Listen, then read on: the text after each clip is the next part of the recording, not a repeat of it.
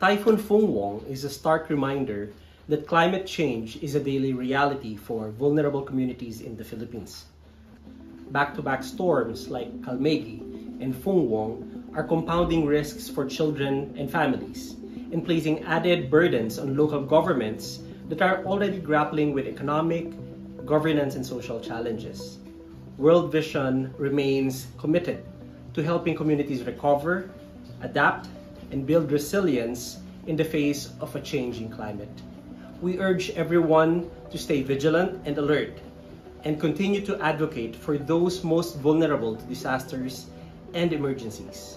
We ask for prayers for affected families and appeal for cash donations so World Vision can help augment the efforts of the government in providing relief aid, especially to children and families devastated by the rains and the floods.